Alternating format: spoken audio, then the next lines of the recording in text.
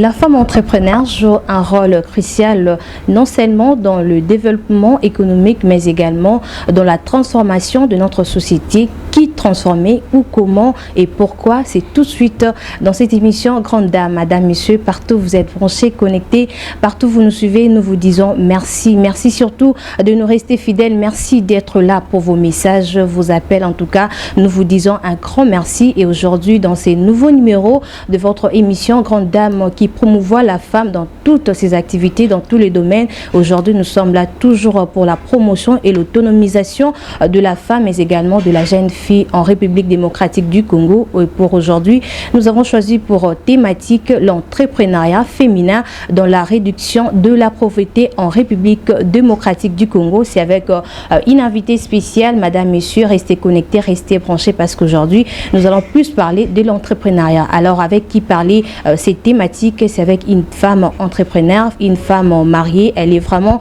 remplie de potentiel, une femme qui est tellement intelligente et aussi qui inspire et impacte positivement en République démocratique du Congo. C'est tout à l'heure. Alors sans plus tarder, je suis avec madame Naomi Seya. C'est avec elle qu'on va essayer de changer tout autour de la thématique entrepreneur féminin dans la réduction de la pauvreté en République démocratique du Congo. Madame Naomi, bienvenue à vous. Merci beaucoup. Bonsoir madame. Bonsoir, merci. Vous allez bien? Je vais bien, merci. Et vous? Oui, Dieu fait grâce en tout cas, très bien. Alors, vous êtes dans cette émission Grande Dame, c'est la toute première fois. Un mot par rapport à toutes les femmes qui nous suivent, mais également pour vous dans cette émission. Je suis très honorée d'être là pour parler de l'entrepreneuriat de la femme et être une voix qui va peut-être booster une femme, encourager une femme à sortir de son zone de confort et de faire quelque chose. Merci beaucoup. Alors, s'il faudrait parler de vous, parler de votre présentation, et si la tâche vous revenait, vous allez le faire de quelle manière? S'il faudrait parler de moi en quelques lignes, je suis Naomi Seya Iolo. Je suis mariée, mère d'un enfant, d'un joli garçon. Et je suis entrepreneur, CEO de Prima Group Events depuis 2017. Et Prima Group Events est installé à Kinshasa et aussi à Lubumbashi. Nous offrons les services des décorations, de location des matériels événementiels et nous organisons les événements. Ça se passe très bien. Oui, ça se passe bien. Vraiment, est-ce qu'il y a des difficultés? Comment vous organisez vos activités déjà? Bon, nous, comme nous sommes dans l'événementiel, c'est-à-dire que nous dépendons des saisons où les événements sont au top. C'est quand vraiment on travaille dur. Mais par rapport aux autres saisons de pluie, par exemple, nous travaillons aussi timidement, mais ça avance. On rencontre des difficultés par rapport aux embouteillages. Vous voyez déjà comment ça se passe. Mais on essaie de gérer ça à notre niveau pour être excellent, ponctuel et bien satisfaire nos clients. Très bien, merci beaucoup surtout de répondre positivement à notre invitation parce qu'aujourd'hui, nous allons parler vraiment de cette thématique très importante, l'entrepreneuriat féminin dans la réduction de la pauvreté en RDC. Alors, pour vous qui venez de nous suivre, vous êtes connectés seulement maintenant. Nous avons reçu pour vous aujourd'hui dans cette émission Grande Dame. Alors, nous sommes avec madame Naomi Seya. C'est avec elle qu'on va essayer de changer, interpeller les femmes surtout à réveiller et aussi à aider les femmes à prendre conscience, à faire quelque chose dans notre pays, mais également dans la famille, dans son entourage. Alors aujourd'hui, madame Naomi, on parle de l'entrepreneuriat féminin. S'il faudrait définir l'entrepreneuriat féminin, c'est quoi d'abord ces thèmes? Déjà, pour définir l'entrepreneuriat féminin, on devrait d'abord comprendre c'est que l'entrepreneuriat. Alors, on parle de l'entrepreneuriat féminin, mais moi, j'aimerais d'abord expliquer c'est quoi l'entrepreneuriat. L'entrepreneuriat vient du verbe entreprendre. Entreprendre qui signifie simplement créer une entreprise. Entreprendre qui signifie relever les problèmes autour de soi et proposer des solutions qui seront des opportunités d'affaires. C'est aussi fournir des services pour pouvoir gagner quelque chose de cela. Donc pour moi, quand on parle de l'entrepreneuriat au féminin, on met l'action sur la femme tout en impinglant l'entrepreneuriat qui est relever le problème autour de soi et de proposer des solutions ou créer une entreprise. Alors, très bien répondu. Merci beaucoup, madame Naomi. C'est-à-dire, lorsqu'on parle de l'entrepreneuriat féminin, on peigne le plus l'action sur la femme. La femme doit aussi créer des entreprises. Elle ne peut pas rester statique. Alors, ma question est celle de savoir comment l'entrepreneuriat féminin peut réduire les risques de la pauvreté au pays. Je pense que de plus en plus, on aura des femmes qui entreprennent. De moins en moins, on aura des femmes qui écartent pied parce qu'ils n'ont pas de quoi manger. De moins en moins, on aura des femmes qui se livrent aux mœurs. De moins en moins, on aura des femmes qui se livrent à des choses négatives parce qu'elles n'ont pas de quoi manger. Donc, mettre l'accent sur l'entrepreneuriat de la femme permet aussi de réduire le taux de pauvreté, de chômage. Et comme on dit, éduquer une femme, c'est éduquer une nation. Alors, si une femme, elle a la conscience qu'elle est en train de porter en elle le poids par rapport à l'éducation d'une nation et que cette femme-là a une indépendance financière, elle ne va que transmettre quelque chose de positif à sa descendance autour d'elle et ça fera en sorte que les taux de pauvreté, des chômages soient diminués, rabaissés dans notre pays. Est-ce que c'est d'abord question d'avoir conscience en tant que femme ou bien d'être accompagnée aussi? Bon, tout commence d'abord par pour que je sois accompagnée, il faudrait que moi-même je sache où je vais. Il faudrait que je sache qu'est-ce que je veux faire. Donc, ça commence d'abord par la personne qui doit se sentir, qui doit être accompagnée. C'est-à-dire, je prends d'abord conscience de ce que je suis, d'où je vais aller, et c'est ainsi que je vais demander de l'aide pour que je sois accompagnée. Exactement. Alors j'aimerais, avant de continuer avec nos questions, avant de continuer avec cette thématique, l'entrepreneuriat féminin dans la réduction de la pauvreté au pays, mais également interpeller les femmes parce qu'aujourd'hui les femmes n'ont pas vraiment cette culture-là d'entreprendre, n'ont pas cette culture-là en tout cas de créer des entreprises, de faire quelque chose. Alors puisque vous avez parlé de la conscience auprès de la femme, alors s'il faudrait regarder la caméra et aussi parler à cette femme qui n'a pas encore compris c'est quoi l'entrepreneuriat. J'aimerais dire à la femme de prendre conscience et de comprendre qu'en elle, il y a des capacités énormes, elle peut faire de grandes choses, qu'elle doit se réveiller, qu'elle ne doit pas se limiter en fonction de ce que les gens disent.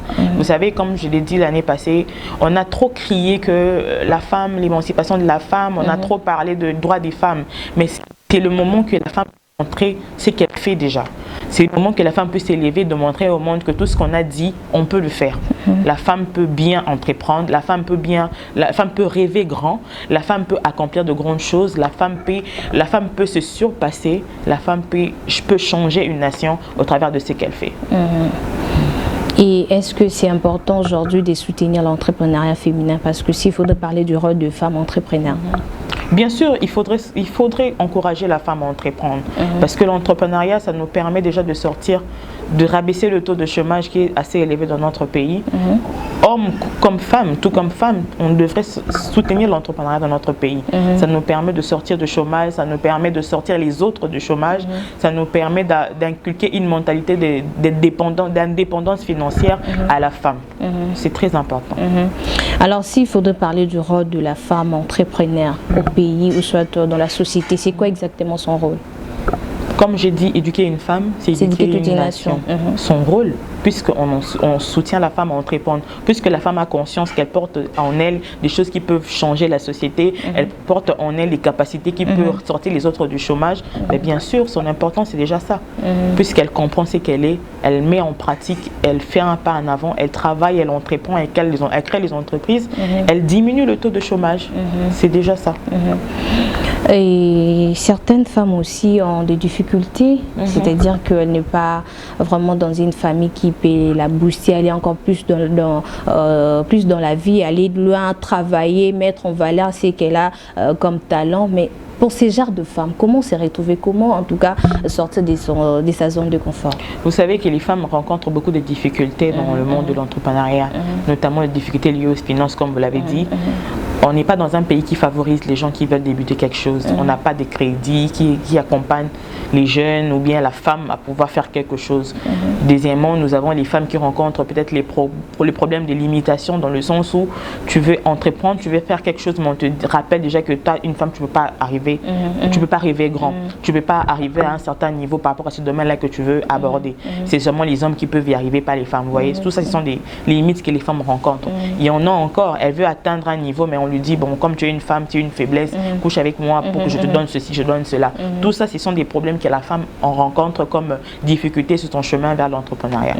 Alors, pour surmonter cela, il faut juste avoir les nerfs solides, être confiant et savoir où est-ce que tu veux aller et associer Dieu, parce que c'est très important. Beaucoup commencent avec l'entrepreneuriat, mais ils sont éparpillés, ils n'ont pas les nerfs solides. L'entrepreneuriat, c'est pas pour les bébés, c'est pour les gens qui ont vraiment les nerfs faciles. Parce que quand je dis, je me décide aujourd'hui que ma vie financière dépend de moi et je me décide que je ne travaillerai pas quelque part, je ne vais pas dépendre de quelqu'un. Moi-même, je me prends en charge de ma vie financière. Alors, il faut avoir vraiment des nerfs solides pour pouvoir prendre une telle décision.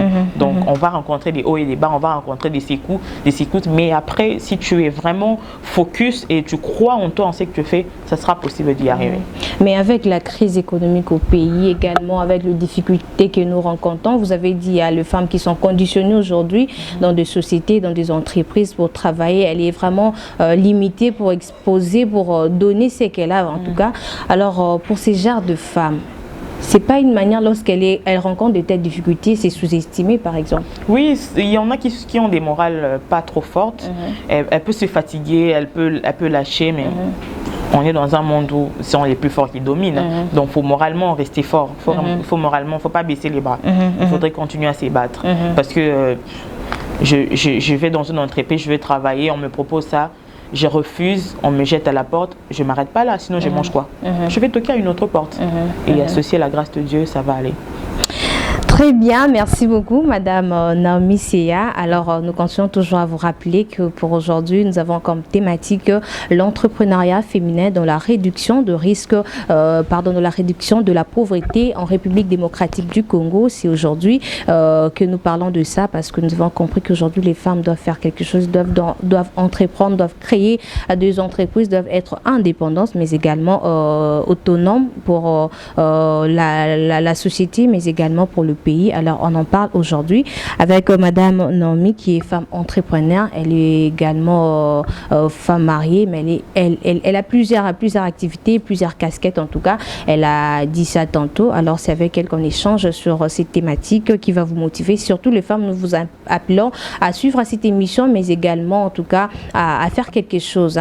Lorsque vous suivez cette émission, prenez un stylo, prenez un carnet, notez les points essentiels parce que ça vous aidera dans la vie et également vous pouvez aussi motiver, inspirer aussi d'autres femmes à devenir comme Madame Naomi Seya, n'est-ce pas? Merci beaucoup. Alors, on parle également de la culture entrepreneuriat au pays, chez les femmes. C'est tellement difficile de trouver la femme aujourd'hui, avoir cette culture entrepreneuriale. Alors, avant de parler de la culture entrepreneuriale, j'aimerais un peu poser la question, est-ce que l'entrepreneuriat féminin aujourd'hui, c'est quelque chose ou une affaire innée ou bien un acquis? Bon, je pense qu'il y en a qui ont eu la grâce de se retrouver dans des familles où les parents sont entrepreneurs et facilement on leur inculque cette mentalité-là dès les bas âges.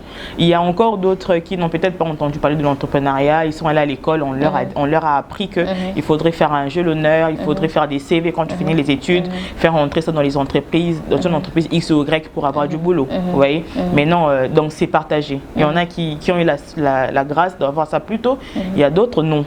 Mais après, quand ils se retrouvent sur le marché de l'emploi, ils retrouvent les réalités, ils se rendent compte que non, il faudrait que je puisse oser et je puisse faire un pas moi-même, sinon ça serait compliqué. Ouais. Donc c'est-à-dire que ça ne dépend pas des diplômes universitaires? Non, je ne pense pas que ça dépend des diplômes universitaires. Je ne dois pas avoir un diplôme en entrepreneuriat pour entreprendre. Non.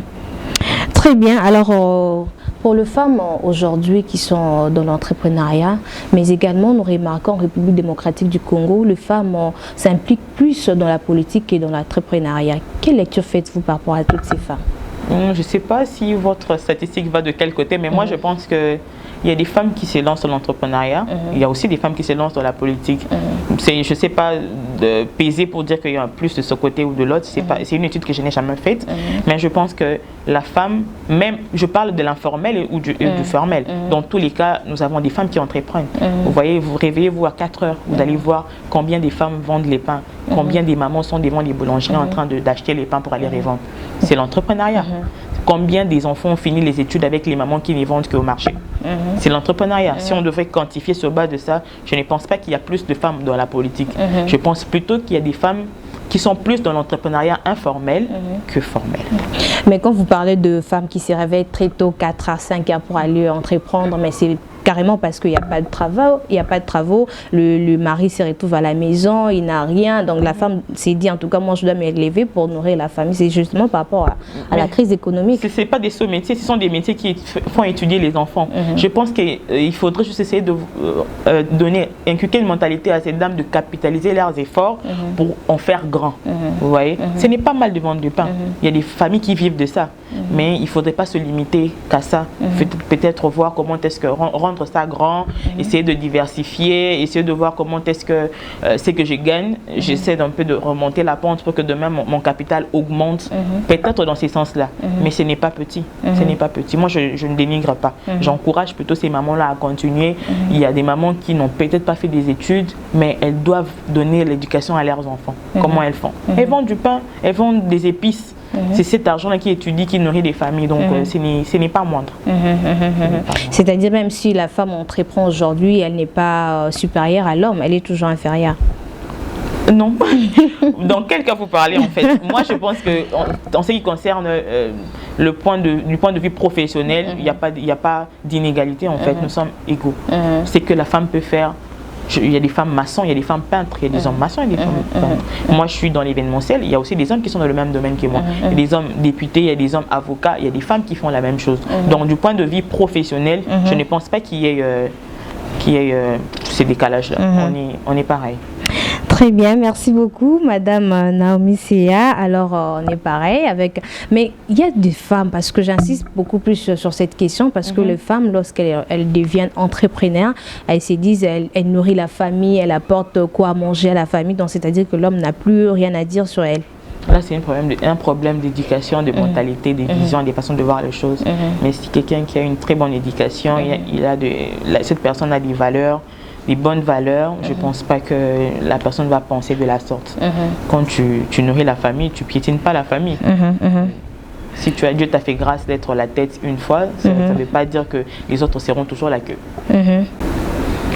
Soit c'est la femme qui doit aller plus frapper la porte au ministère. Bon, ce côté-là, je ne sais pas vraiment parce que moi, je me suis formée toute seule. Je me bats toute seule. J'ai essayé une fois d'essayer d'avoir de l'appui du côté de nos banques, faire comme ça même que j'ai relevé le problème de financement. Une fois, j'avais un conteneur, il fallait que je puisse avancer avec. Je suis allée faire un crédit à la banque. On m'a demandé les documents d'une parcelle. Je suis jeune entrepreneur, je veux commencer, me demander des documents des parcelles, j'aurai ça. Du coup, c'est annulé, je sais pas avoir des financements. Donc, c'est pour dire que les problèmes de financement, c'est très important. Mais je ne sais pas dire s'il y a un programme fixe dans notre pays qui accompagne. Je n'ai pas encore vu, je ne sais pas si ça existe, donc je ne vais pas dire n'importe quoi. Donc je ne sais pas s'il y a un programme fixe qui accompagne vraiment la femme en ce qui concerne les financements de l'entrepreneuriat. Si ça existe, gloire à Dieu, mais il faudrait qu'il puisse vraiment essayer de répandre ça dans plusieurs secteurs. Si ça n'existe pas, qu'est-ce que vous allez proposer au ministère ou soit au gouvernement? Si ça n'existe pas, je vais vraiment demander au ministère qui accompagne l'entrepreneuriat, les jeunes et tout ça, d'accompagner les jeunes dans ce qui concerne les financements parce que ça, c'est les grands problèmes qui nous dérangent. Il y a plusieurs qui ont des grands projets, il y a plusieurs qui ont des idées, mais ils sont limités parce qu'on n'a pas un système financier qui nous accompagne pour atteindre les hauteurs et pour concrétiser ce que nous faisons comme activité. Merci beaucoup. Nous allons petit à petit vers la fin de cette émission, mais nous sommes encore là, Madame, Messieurs. Alors, nous répétons toujours que nous sommes en train de parler de l'entrepreneuriat féminin dans la réduction de la pauvreté en République démocratique du Congo. C'est avec Madame Naomi, autrement appelée et affectueusement appelée Mama Prima. C'est avec elle que nous sommes en train de débattre, échanger sur cette thématique. Alors, elle est là avec nous. On va essayer on va revenir sur la thématique, mais dites-nous un peu d'où est sortie cette appellation de Mama Prima. C'est parce que Prima Group Event, c'est le nom de mon agence. Et du coup, plus je couvrais les événements, j'avais beaucoup de couples au début.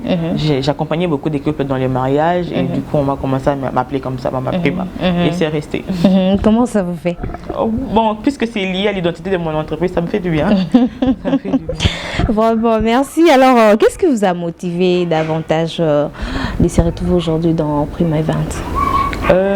Au début, c'est un talent que je me suis découvert parce que il y avait la fête de ma mère à l'époque, on n'avait personne pour décorer. Je me suis improvisé une déco et après j'ai vu que ça donnait. J'ai encore tenté une deuxième fois au mariage d'une de mes cousines. Les gens commençaient à demander la carte de la décoratrice. Je me suis trouvée, ok, c'est bon, je suis quand même quelque chose. Je me suis lancée, j'ai mis du sérieux et voilà où on en est aujourd'hui. Bien, merci. Alors, une question qui me monte en tête en disant, est-ce que c'est facile de réussir en RDC? Mais bien sûr, nous avons des femmes qui ont réussi, nous avons des hommes qui ont réussi, nous avons des entrepreneurs à succès au Congo, des entrepreneurs à grand succès au Congo. C'est peut-être que plusieurs d'entre eux n'ont pas choisi d'écrire pour que nous puissions retracer, mais nous avons beaucoup de gens qui ont réussi au Congo et nous, c'est sur base de ça que nous aussi on garde la foi, on avance, on sait qu'on va atteindre les sommets. Comme là vous venez d'écrire un livre très important sur l'entrepreneuriat féminin, c'est vous-même ou vous étiez en collaboration? Non, c'est moi-même, j'ai essayé de retracer un peu mon parcours parce que je m'étais rendu compte que beaucoup qui sont élevés n'ont pas voulu écrire ou permettre aux autres d'avoir des repères. Alors je me suis dit pourquoi pas avec ma petite expérience dans mon domaine et essayer peut-être d'être une aide pour peut-être celles qui commencent à avoir des repères, des traces à suivre. Donc j'ai essayé d'écrire sur l'entrepreneuriat au féminin pour pouvoir vanter la femme, encourager la femme à entreprendre et réveiller celles qui dorment pour essayer de faire un pas dans l'entrepreneuriat et travailler. Alors, toujours dans votre livre qui parle de l'entrepreneuriat féminin, quelque part, vous avez écrit « Est-ce que être entrepreneur en tant que femme mariée peut être une source de conflit dans le foyer ?» Bon, pour répondre à cette question, même comme je l'ai dit dans mon livre, tout dépend de la personne qui est à votre côté, ça veut dire votre partenaire. Et tout dépend aussi de votre vision. Et si votre partenaire comprend que vous êtes une femme entrepreneur, le mariage ne va pas étouffer ce que vous êtes. Si vous étiez entrepreneur avant le mariage, je ne pense pas que le mariage devrait étouffer cela si votre partenaire comprend ce que vous êtes. Et la seconde chose, ça dépend aussi de la femme elle-même en tant qu'entrepreneur, comment elle fixe ses priorités. C'est-à-dire, je suis une femme entrepreneur, je me réveille le matin, je veux faire mes affaires, je laisse mon mari affamé, je laisse ma maison sale. Si je ne fixe pas les priorités, dans ce cas, l'entrepreneuriat sera un problème pour mon foyer.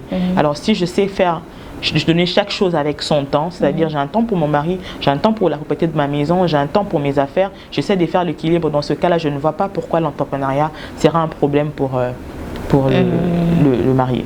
Et pour les hommes qui sont contre l'entrepreneuriat, ou soit les femmes entrepreneurs, ou soit le travail de la femme, qu'est-ce que vous en pensez? Je dirais plutôt à cet homme-là d'accompagner sa femme. Nous sommes dans un monde où les choses évoluent et l'entretien de la maison, ça fait du bien quand c'est l'homme et la femme, les deux ensemble, ils mènent le projet ensemble, vous voyez. Donc la femme a son objectif en tant qu'être humain mis sur la terre et l'homme devrait l'accompagner dans ses objectifs, dans sa vision aussi pour atteindre les hauteurs.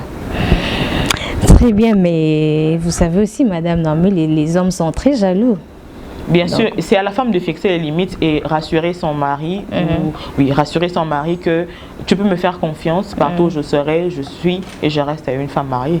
J'ai des limites, je sais que je ne peux pas déborder dans tel ou tel autre domaine. Nous sommes toujours dans votre livre intitulé L'entrepreneuriat au féminin. L'entrepreneuriat au féminin. Ce livre a été écrit par Madame Naomi C, en tout cas, qui sera d'ici peu publié. Alors, tenez-vous prêts, surtout les femmes, vous allez avoir ces livres. Alors, quelque part, vous avez parlé. Dites-nous d'abord, quel est l'impact de votre carrière dans l'entrepreneuriat, mais également sur la communauté? Je pense que mon impact, c'est par rapport à... J'organise mensuellement, périodiquement, des formations où j'aide la jeune femme à être entrepreneur dans le domaine où j'exerce. C'est-à-dire, je donne les formations sur comment être entrepreneur, comment organiser les événements. Et déjà, chaque fois que j'ai fait des formations dans ce sens-là, les femmes se réveillent. Elles vont aussi poser un pas, créer leur propre business. Déjà, même une fois, j'ai fait un événement, j'ai rencontré une de mes anciennes élèves qui avait aussi un événement à côté, qui faisait aussi un mariage et tout. J'étais très contente de voir que par rapport à ces formations que j'ai données, ça a aidé quand même une femme à se réveiller et à faire quelque chose, à devenir indépendante financièrement. Donc je pense que cet impact-là peut se situer sur ce point-là. Très bien, merci beaucoup. Alors, c'est mensuel ou bien périodique vos formations? C'est périodique parce que je tiens à ce que ça soit moi-même qui donne cette formation. Donc, je fixe le programme dépendamment de mon calendrier personnel. Alors, merci beaucoup, Madame Normé. Naomi. Alors pour les livres, comment faire pour en retrouver? C'est quoi le programme déjà? Bon, j'ai pas encore des programmes fixes pour le moment, mais je vais les communiquer très bientôt. D'accord. Merci beaucoup. J'aimerais que la caméra puisse bien prendre ces livres parce que c'est très important. C'est un livre qui interpelle, c'est un livre qui parle vraiment de la femme. Alors, dans tout ce que nous venons de dire, vous devez faire quelque chose et surtout lire ces livres, c'est très important. D'ici peu, vous aurez la communication de Madame Naomi Seya concernant ces livres et nous serons là également pour parler de l'entrepreneuriat au féminin, livre écrit par Madame Naomi Seya. Merci beaucoup à vous, Madame Naomi. Alors, nous sommes carrément à la fin de cette émission. Qu'est-ce que vous en pensez? Pour moi, je suis très contente déjà de savoir qu'aujourd'hui, la femme a une très grande place dans la société. La femme s'impose. Il y a beaucoup de femmes qui émergent, qui sont des modèles pour nous. Et ça me fait vraiment plaisir de voir que chaque jour, nous avons une femme qui impacte dans un domaine précis. Donc pour ça, nous rendons grâce à Dieu. Et j'ai pris que Dieu puisse encourager ces femmes-là à atteindre encore les hauteurs pour demeurer des modèles pour nous. Et aussi, nous aussi, de notre côté, nous ferons un effort de rester le modèle pour celles qui viennent après nous. Et pour un passage dans la Bible qui dit mieux vaut avoir peu avec la justice que d'avoir beaucoup avec l'injustice. Quelle lecture faites-vous par rapport à ces passages? Parce qu'aujourd'hui, nous remarquons, nous voyons ce qui se passe au pays et partout ailleurs, les gens veulent plus avoir plus, mais avec injustice, que d'avoir peu avec la justice. Je conseillerais tout le monde à se contenter de ce que Dieu leur donne, à rester juste dans leur gain pour ne pas entrer dans ce qui n'est pas juste devant Dieu. Parce qu'au-delà de tout, nous avons un Dieu qui voit tout le monde. Il peut même voir un fourmi noir dans un trou noir. Donc restons vrais, gagnons honnêtement et ça sera une bénédiction pour nous et pour notre descendance. Et pour les femmes qui aiment la facilité? Rien n'est facile. Tout ce qu'on donne, tout ce qu'on reçoit, on donne toujours quelque chose en retour, qu'on le sache ou pas. Voilà, donc j'encouragerais la femme à ne pas aimer la facilité, à continuer à se démarquer dans ce monde où la femme soulève la tête chaque jour. Et je conseillerais la femme à continuer à s'y battre pour se faire une place dans la société actuelle. Exactement. Et pour le programme de Prima Events, quels sont les programmes, comment est-ce que vous faites vos activités? Si les gens veulent venir vous contacter ou soit vous inviter à venir décorer, qu'est-ce qu'il faudrait faire? Par où passer? Prima Group Event, nous sommes facilement joignables sur Internet. Nous avons une page Instagram, Facebook, TikTok. C'est écrit Prima Group Events. Et là, il y a nos numéros de téléphone sur nos pages, faciles pour contacter. Donc, nous sommes vraiment flexibles et rapides pour répondre. Merci beaucoup à vous, Madame Prima, surtout de nous honorer aujourd'hui dans cette émission Grande Dame. Vous êtes grande dame. Merci beaucoup à vous. Alors, il y a encore à ajouter parce que nous sommes vraiment à la fin. Bon, pour moi, c'est bon. Merci à vous de m'avoir invité. Merci de m'avoir honoré ce soir. Merci. Merci beaucoup. Merci également à vous, chers téléspectateurs, également à vous, Madame, Monsieur, partout où vous êtes connectés, vous nous avez suivis, vous étiez là avec nous. Merci beaucoup à vous. Que le Seigneur vous bénisse abondamment, surtout les femmes, devenez comme Madame Naomi Seya. Entreprendre, c'est tellement quelque chose de bien. Ça vous aidera à devenir autonome, mais également à être indépendante. N'aimez pas la vie facile. En tout cas, mieux vaut gagner peu avec la justice que de gagner beaucoup avec l'injustice. Et c'est pas digne de votre part, mais également cela n'honore pas Dieu. Alors vous êtes femme, vous êtes en République démocratique du Congo, vous êtes partout ailleurs. Nous vous appelons à suivre cette émission, mais également sur notre page Facebook One Vitrine. Nous sommes là et cette émission passe chaque jour, plutôt chaque dimanche et samedi à 15h. Nous sommes là. Merci beaucoup à vous de nous suivre chaque samedi, également chaque dimanche à 15h pour interpeller, pour également parler de la femme. Nous sommes vraiment arrivés à la fin de cette émission. Je dis merci à l'équipe technique, merci à Glody qui était avec nous, merci également à toute l'équipe et merci également à Lydie Djamba, sans oublier à toi, ma consoeur. Merci, que le Seigneur vous bénisse abondamment. On se retrouve très prochainement avec une autre invitée pour un nouveau numéro. Quant à moi, je vous dis merci et portez-vous bien. Au revoir.